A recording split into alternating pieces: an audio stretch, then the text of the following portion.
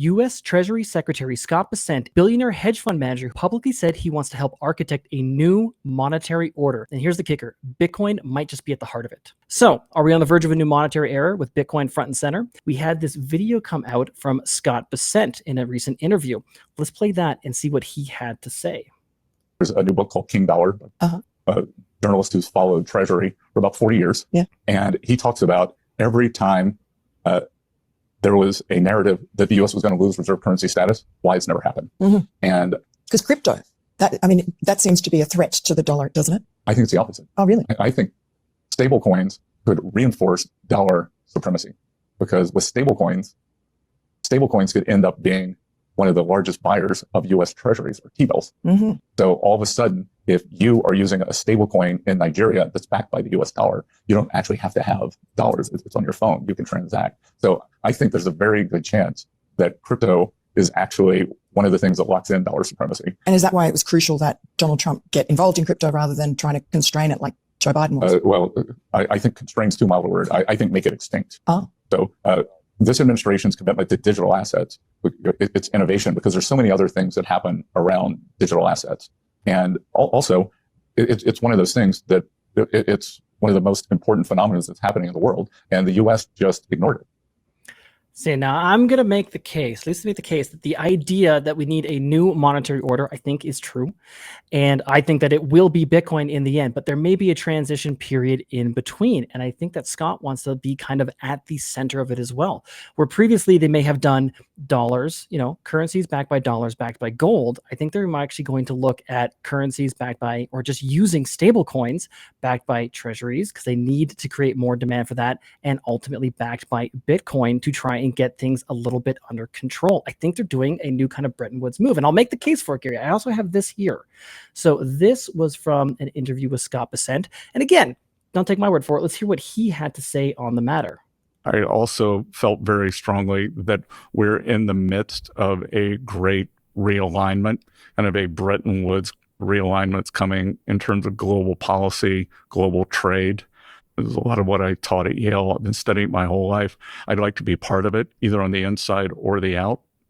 And then 3, I think he'd like to be a part of that new monetary order. Interesting. So currently also in the news it was U.S. and China meet for trade talks in London.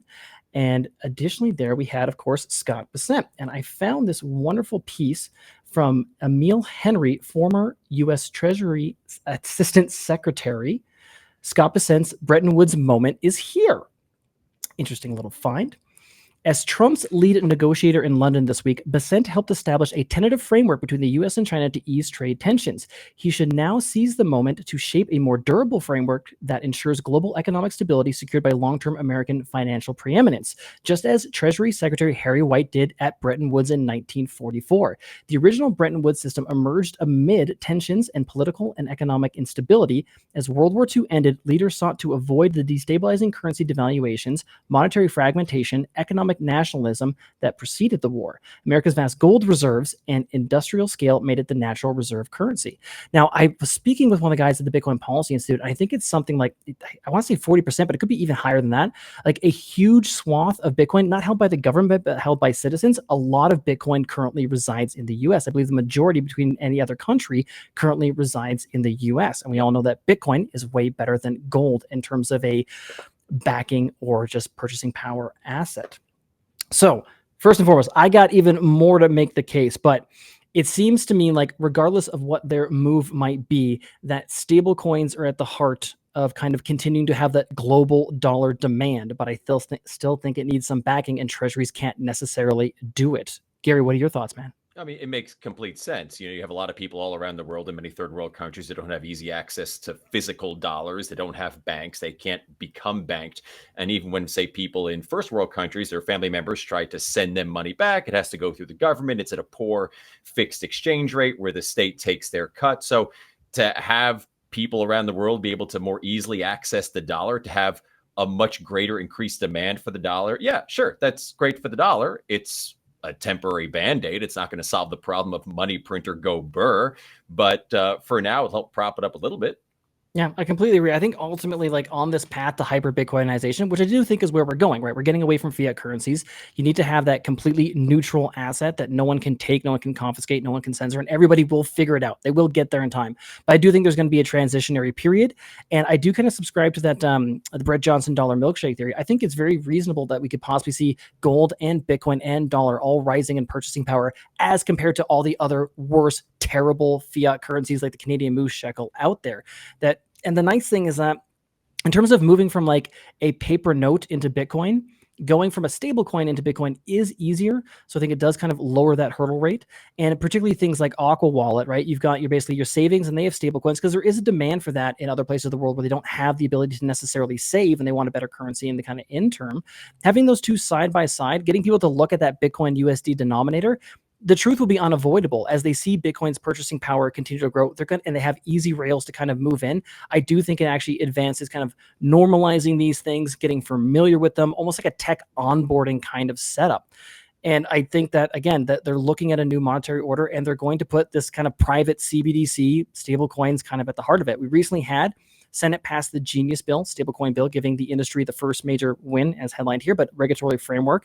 And of course, we saw Circle Internet Group, who has the USDC. I talked about it yesterday. Man, their stock was just absolutely ripping. Like it seems like the US, both the market and the government, are completely getting behind this idea. And again, stablecoin, shitty fiat currency versus Bitcoin. Bitcoin wins. I just want people watching this battle because I think they'll make the right decision and get there kind of on their own. Let me break this down for my fellow Bitcoiners. In just 8 weeks, I've seen a serious shift. More strength, more energy, and fast muscle gains. The reason? FITSCRIPT. They ran 124 biomarkers, blood, hormones, inflammation, and built a fully custom plan, nutrition, training, supplements. No guesswork, no templates. This is functional medicine meets precision fitness for high-performing men who want sovereignty over their health. If you care about optimization the way you care about your money, test, don't guess. Don't trust, verify. Hit the link in the description or scan the QR code on the screen to check out FITSCRIPT and see what's possible. If you've been around Bitcoin for more than a minute, you've definitely seen something made by CryptoCloaks. Since 2017, they've been the go-to for badass 3D printed Bitcoin gear, from custom home mining rigs to sleek hardware wallet mounts that make your setup look pro. I've been stacking Cloaks gear for years, and most recently I grabbed their Gamma case for my miner. Let me tell you, it turns some heads. You can customize everything, and of course, the legendary Bitcoin grenade, yeah, that's them. Hit the link in the show notes or scan the QR code to visit CryptoCloaks.com and stack your own custom Cloaks gear today. In that same vein, going to the kind of Bretton Woods idea, I do think that we have a higher likelihood of the Bitcoin Act passing. We had this from Senator Lummis indicating that she has Trump support. So let's have a quick listen to see what she has to say. I'm particularly pleased with President Trump's support of my Strategic Bitcoin Reserve Initiative, which will address our national debt while securing America's position as the global leader in financial innovation.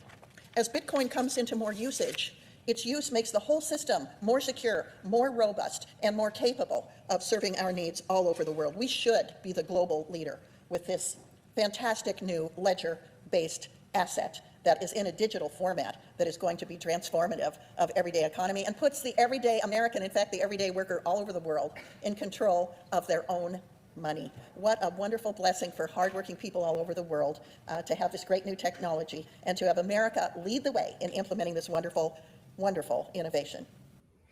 Again, I think they're going to try and save the US dollar with stablecoins. I think it will buy them time. I think it will accelerate the downfall of other fiat currencies. But in the end, Bitcoin wins. Yeah. Did she say cure the national debt? Did I catch that correctly? I have no idea, but I'm not sure if that's going to. Yeah. What's a story, Mark? That's very funny. Before I continue pressing on, making my case that this is the move in the monetary system that they're trying to build out, what are your thoughts, man? Just what I said before. They'll try to do it. I think the people in there have to know by now, especially the people that Trump has surrounded himself with, who all seem to actually understand Bitcoin on a much more fundamental level than he does, that Bitcoin is the future. It's the way to go. It is gold for the digital age with all the best qualities of gold, with none of the worst qualities. So they'll try to gradually build around that. They can't do it outright because that will crash the dollar. So they'll try to do it through stable coins. And as we said before, there are people around the world in many places that don't have easy access to the dollar, where the dollar is way preferable to their local currency. So compared to that, like, yes, I'm going to go with the dollar, even though we here in North America know that the dollar is still kind of shit. It just happens to be, as we often say, the least dirty shirt in the laundry. So they'll go to that first. I know a lot of us thought that, oh, when Bitcoin comes around, there's going to be people all around the world in these third world countries who just go and embrace Bitcoin. It hasn't happened for whatever reason. They still kind of view the stable thing and the thing with value is the dollar. So be it. And I think you make a fantastic point that I didn't consider beforehand, that, yeah, if you're on something like an Aqua wallet and you see stablecoin and, oh, there's Bitcoin with it, it's a kind of a technological thing. You can be like, okay, I sort of get Bitcoin now, and I can see the price goes up, and it can bring more people into it in the long run. So like Lynn Alden says, nothing stops this train. Money printer's going to go burr. Eventually, everybody's going to learn Bitcoin and get it at the price they deserve. Yep, completely agree. And even on that point of kind of accelerating, it's a simple game, right? Get people to buy their dollar. US is going to export dollars, right? They're having issues with that, essentially, and declining in treasury demand for foreign countries. But this is a way to basically sell treasuries to the individual and to export those around the world. So even looking, we had this announced as well too. Shopify just introduced crypto payments. Again, guys, it's not hard to throw up like a lightning QR. There's no reason you can't add Bitcoin to this list here too. But again, with all the favorable regulation around stable coins, they've introduced that as well. And again, that's an international company, so they have international buyers and sellers. I think that's, again, they're leaning into it and they're hoping they can use it and get those dollars out there. And the same thing we saw with Walmart. 750 billion Walmart exposure explores using crypto stable coins for payment. I think a lot more of this is going to continue. And ideally, I think ultimately Bitcoin is going to be right beside it, or at least so close adjacent. I think the US, again, make the world use US dollars, I think, is the goal, and they're going to end up stacking Bitcoin. Now, in terms of things that are good for Bitcoin adoption, or not a Bitcoin adoption, Bitcoin price at this point, yeah, I think it does make for an easy kind of low barrier to entry. It does get some new people onboarding, getting used to the environment as well too. And I believe we're going to have some more continued, fiscal irresponsibility, and that the US debt is going to continue to grow. Right. Yeah, I think that's kind of a safe bet, Gary, isn't it? That's a very, very safe bet, Nathan. I don't think you're exactly going out on a limb with that one.